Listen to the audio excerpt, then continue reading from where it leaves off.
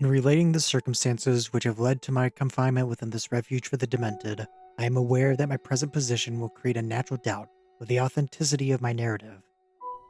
It is an unfortunate act that the bulk of humanity is too limited in its mental vision to weigh with patience and intelligence those isolated phenomena, seen and felt only by a few psychologically sensitive few, which lie outside its common experience. Men of broader intellect know that there is no sharp distinction betwixt the real and unreal, that all things appear as they do only by virtue of delicate individual physical and mental media through which we are made conscious of them. But the prosaic materialism of the majority condemns as madness the flashes of supersight which penetrate the common veil of obvious empiricism. My name is Jervis Dudley, and from earliest childhood I have been a dreamer and a visionary, wealthy beyond the necessity of a commercial life and temperamentally unfitted for the formal studies and social recreations of my acquaintances. I have dwelt ever in the realms apart from the visible world, spending my youth and adolescence in an ancient and little-known books, and in roaming the fields and groves of the region near my ancestral home. I do not think that what I read in these books or saw in the fields and groves was exactly what other boys read and saw there, but of this I must say little, since detailed speech would but confirm those cruel slander upon my intellect, which I sometimes overhear from the whispers of stealthy attendants around me. It is sufficient for me to relate events without analyzing causes. I have said that I dwelt apart from the visible world, but I have not said that I dwelt alone. This no human creature may do, for lacking the fellowship of the living, he inevitably draws upon the companionship of things that are not, or no longer living. Close by my home there lies a singular wooded hollow, in whose twilight deeps I spent most of my time reading, thinking, and dreaming. Down its moss-covered slopes my first steps of infancy were taken. Around its grotesquely gnarled oak trees my first fancies of boyhood were woven. Well did I come to know the presiding dryads of those trees, and often have I watched their wild dances in the struggling beams of a waning moon.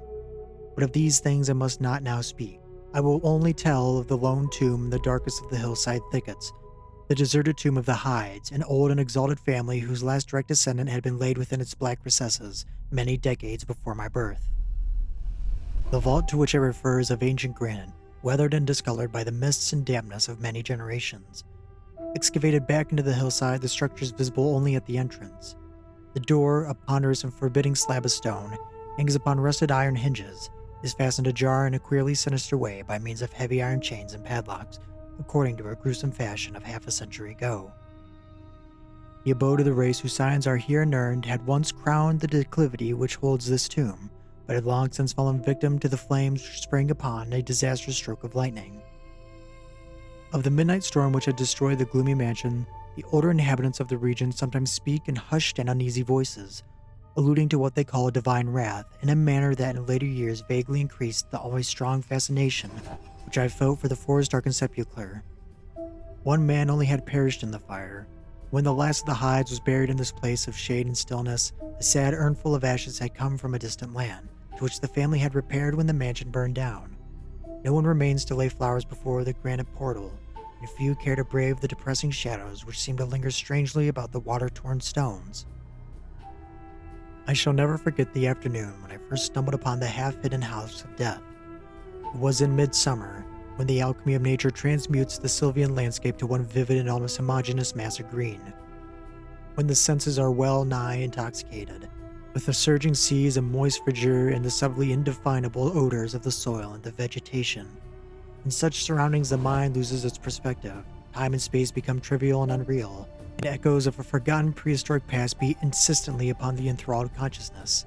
All day I had been wandering through the mystic groves of the hollow, thinking thoughts I need not discuss, and conversing with things I need not name.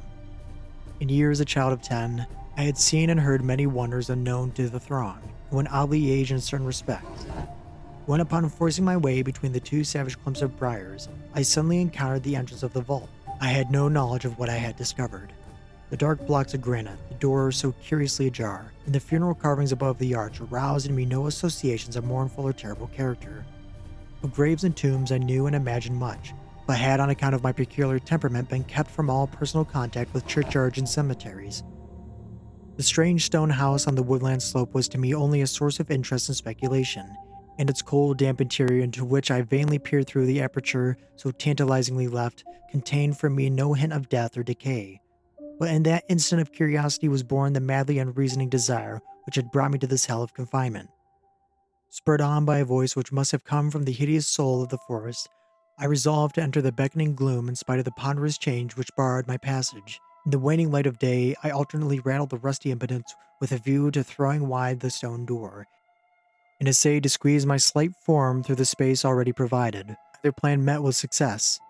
At first curious, I was now frantic, and when in the thickening twilight I returned to my home, I had sworn to the 100 gods of the grove that at any cost, I would some day force an entrance to the black chilly depths that seemed calling out to me. The physician with the iron gray beard who comes each day to my room once told a visitor that this decision marked the beginning of a pitiful monomania, but I will leave the final judgment to my readers when they shall have learned it all. Months following my discovery were spent in futile attempts to force the complicated padlock of the slightly open vault door, and in carefully guarded inquiries regarding the nature and history of the structure. With the traditionally receptive ears of the small boy, I learned much, though an habitual secretiveness caused me to tell no one of my information or my resolve. It is perhaps worth mentioning that I was not at all surprised or terrified on learning of the nature of the vault. My rather original ideas regarding life and death had caused me to associate the cold clay with the breathing body in vague fashion, and I felt that great and sinister family of the burned-down mansion was in some way represented within the stone space I sought to explore. Mumbled tales of the weird rites and godless revels of the bygone years in the ancient hall gave to me a new and potent interest in the tomb, before whose door I would sit for hours at a time each day. Once I thrust a candle within the nearly closed entrance, but could see nothing save a flight of damp stone steps leading downward. The odor of the palace repelled yet bewitched me. I felt I had known it before in a past remote beyond all recollection, beyond even my tenancy of the body I now possess. The year after I left behind the tomb, I stumbled upon a worm-eaten translation of Plutarch's Lives in the book-filled attic of the home. Reading of the life of Theseus, I was much impressed by that passage telling of the great stone beneath which the boyish hero was to find his tokens of destiny whenever he should become old enough to lift its enormous weight. This legend had the effect of dispelling my keenest impatience to enter the vault, for it made me feel that the time was not yet ripe. Later, I told myself I should grow to strength and ingenuity, which might enable me to unfasten the heavily chained door with ease, but until I would do better by conforming to what seemed the will of fate. Accordingly, my watches by the dank portal became less persistent. Much of my time was spent in other, though equally strange pursuits. I would sometimes rise very quietly in the night, stealing out to walk in those churchyards and places of burial from which I had been kept by my parents. What I did there I may not say, for I am not now sure of the reality of certain things. But I know that on the day after such a nocturnal ramble, I would often astonish those about me with my knowledge of topics almost forgotten for generations. It was after a night like this that I was shocked the community with a queer conceit about the burial of the rich and celebrated Squire Barrister, maker of local history, who was interred in 1711, whose slate headstone bearing a graven skull and crossbones was slowly crumbling to powder. In a moment of childish imagination, I vowed not only that the undertaker, Goodman Simpson, had stolen the silver-buckled shoes, the silken hose, and the satin small clothes of the deceased before burial, but that the squire himself, not fully inanimate, had turned twice in his mound-covered coffin on the day after interment. But the idea of entering the tomb never left my thoughts, being indeed stimulated by the unexpected genealogical discovery that my own maternal ancestry possessed at least a slight link with supposedly extinct family of the Hydes. Last of my paternal race, I was likewise the last of the older and more mysterious line. I began to feel that the tomb was mine, and to look forward with a hot eagerness to the time when I might pass within the stone door and down those slimy steps in the dark. I now formed the habit of listening very intently at the slightly open portal, choosing my favorite hours of midnight stillness for the odd vigil. By the time I came of age, I had made a small clearing in the thicket before the mold-stained facade of the hillside, allowing the surrounding vegetation to encircle and overhang the space like the walls and roof of a Sylvan bower. This bower was my temple, the fastened door my shrine, and here I would lie outstretched on the mossy ground, thinking strange thoughts and dreaming strange dreams. The night of the first revelation was a sultry one. I must have fallen asleep from fatigue, for it was with a distinct sense of awakening that I heard the voices. Of those tones and accents I hesitate to speak, of their quality I will not speak. But I may say that they presented certain uncanny differences in vocabulary, pronunciation, and mode of utterance. Every shade of New England dialect, from the uncouth syllables of Puritan colonists to the precise rhetoric of 50 years ago, seemed represented in that shadowy colloquy, though it was only later that I noticed that fact. At the time, indeed, my attention was distracted from this matter by another phenomenon, a phenomenon so fleeting that I could not take oath upon its reality. I barely fancied that as I awoke. The light had been hurriedly extinguished within the sunken sepulchre. I do not think I was either astounded or panic-stricken, but I know that I was greatly and permanently changed that night. Upon returning home, I went with much directness to a rotting chest in the attic, wherein I found the key which the next day unlocked with ease the berry I had so long stormed in vain. It was in the soft glow of the late afternoon that I first entered the vault on the abandoned slope. A spell was upon me, and my heart leaped with exultation I can but ill describe.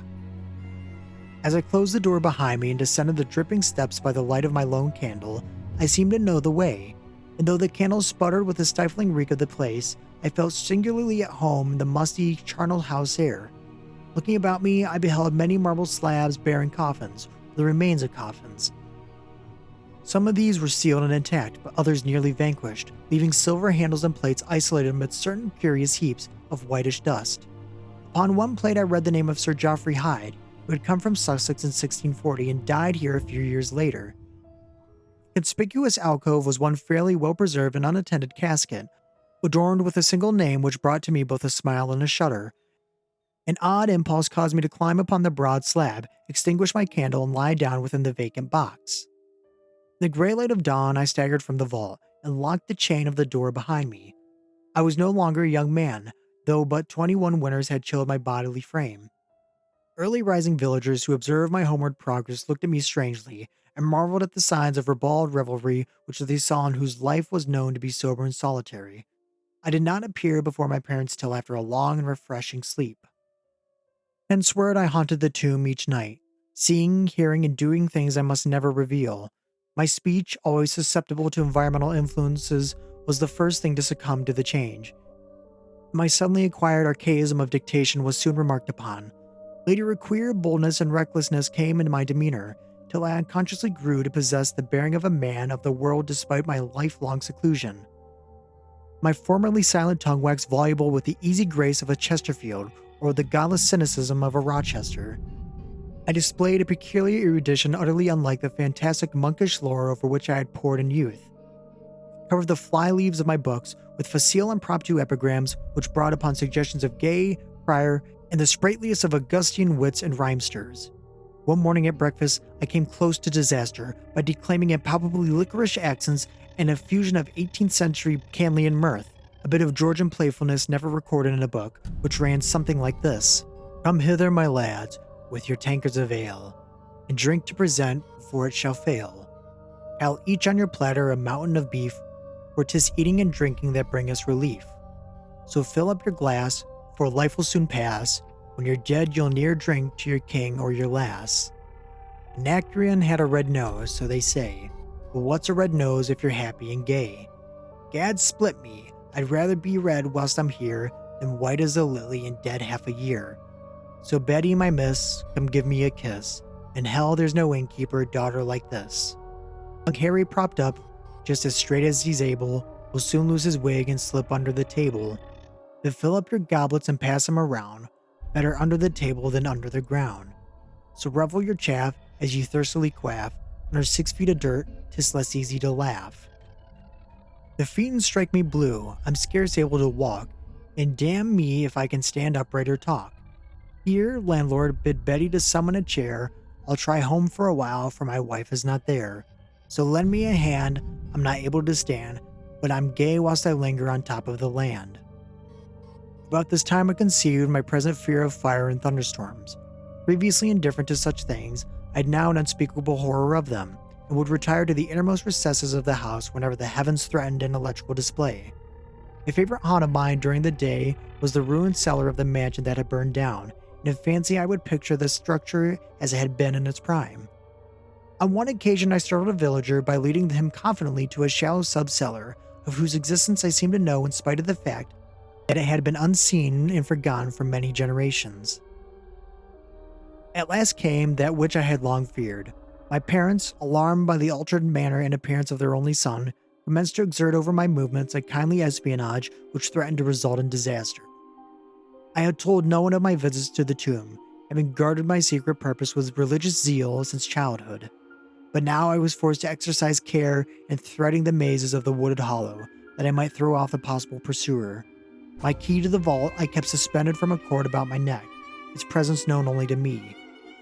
I never carried out the sepulchre or any of the things I came upon whilst within its walls. One morning, as I emerged from the damp tomb and fastened the chain of the portal with none too steady hands, I beheld in an adjacent thicket the dreaded face of a watcher. Surely the end was near, for my bower was discovered and the objective of my nocturnal journeys revealed. The man did not accost me, so I hastened home in an effort to overhear what might report to my careworn father. Were my sojourns beyond the chained door about to be proclaimed to the world? Imagine my delighted astonishment upon hearing the spy inform my parents in a cautious whisper that I had spent the night in the bower outside the tomb. My sleep-filmed eyes fixed upon the crevice where the padlock portal stood ajar. By what miracle had the watcher been this deluded? I was now convinced that the supernatural agency protected me. Made bold by this heaven-spent circumstance, I began to resume my perfect openness in going to the vault, confident that no one could witness my entrance. For a week I tasted to the full joys of that carnal conviviality, which I must not describe. When the thing happened and I was borne away to the accursed abode of sorrow and monotony, I should not have ventured out that night, for the taint of thunder was in the clouds, and a hellish phosphorescence rose from the rank swamp at the bottom of the hollow. The call of the dead, too, was different. Instead of a hillside tomb, it was a charred cellar on the crest of the slope whose presiding daemon beckoned to me with unseen fingers. As I emerged from an intervening grove, upon the plain before the ruin, I beheld the misty moonlight, a thing I had always vaguely expected. The mansion, gone for a century, once more reared its stately height to a raptured vision, every window ablaze with the splendor of many candles. Up the long drive rolled the coaches of the Boston gentry, whilst on foot came a numerous assemblage of powdered exquisites from neighboring mansions. With this throng I mingled, though I knew I belonged with the hosts rather than with the guests. Inside the hall was music, laughter, and wine on every hand. Several faces I recognized, though I should have known them better had they been shriveled or eaten away by death and decomposition. Amidst a wild and reckless throng, I was then the wildest and most abandoned. Gay blasphemy poured in the torrents from my lips, and in my shocking sallies I heeded to no law of God, man, or nature. Suddenly a peal of thunder resonated even above the din of the swinish revelry, clave the very roof, and laid a hush of fear upon the boisterous company. Red tongues of flame and searing gusts of heat engulfed the house. The roysters, struck with terror at the descent of the calamity which seemed to transcend the bounds of unguided nature, fled shrieking into the night. I alone remained, riveted to my seat in groveling fear which I had never felt before. And then a second horror took possession of my soul. Burned alive to ashes, my body disappeared by the four winds, and might never line the tomb of the Hydes. Was not my coffin prepared for me? Had I not right to rest till eternity amongst the descendants of Sir Geoffrey Hyde? I would claim my heritage of death, even though my soul go seeking through the ages for another corporeal tenement to represent it on the vacant slab in the alcove of the vault.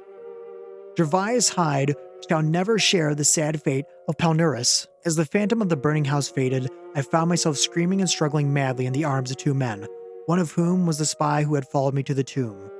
Rain was pouring down in torrents. Upon the southern horizon were flashes of lightning that had so lately passed over our heads. My father, his face lined with sorrow, stood by as I shouted my demands to be laid within the tomb, frequently admonishing my captors to treat me as gently as they could. A blackened circle on the floor of the ruined cellar followed a violent stroke from the heavens. From this spot, a group of curious villagers with lanterns were prying a small box of antique workmanship which the thunderbolt had brought to light. Ceasing my futile and objectless writhing, I watched the spectators as they viewed the treasure trove, and was permitted to share in their discoveries. The box, whose fastenings were broken by the single stroke of which had unearthed it, contained many papers and objects of value. But I had eyes for one thing alone. It was the porcelain miniature of a young man in a smartly curled bag wig, and bore the initials J.H. The face was such that as I gazed, I might as well have been studying my mirror. On the following day, I was brought to this room with the barred windows, but I have kept informed of certain things through an aged and simple-minded servitor, for whom I bore a fondness in infancy, and who, like me, loves the churchyard. What I have dared relate of my experiences within the vault has brought me only pitying smiles. My father, who visits me frequently, declares that at no time did I pass the chained portal, and swears that the rusted padlock had not been touched for 50 years when he examined it. He even says that all the village knew my journeys to the tomb, and that I was often watched as I slept in the bower outside the grim facade, my half-open eyes fixed on the crevice that leads to the interior. Against these assertions, I have no tangible proof to offer, since my key to the padlock was lost in the struggle on that night of horrors. The strange things of the past, which I learned during those nocturnal meetings with the dead, he dismisses as the fruits of my lifelong and omnivorous browsing amongst the ancient volumes of the family library. Had it not been for my old servant Hiram, I should have by this time become quite convinced of my madness. But Hiram, loyal to the last, has held faith in me and has done that which impels me to make public at least part of my story. A week ago, he burst open the lock which chains the door of the tomb perpetually ajar, and descended with a lantern into the murky depths. On the slab of the alcove, he found an old but empty coffin whose tarnished plate bears the single word Gervais. In that coffin and in that vault they had promised me, I shall be buried.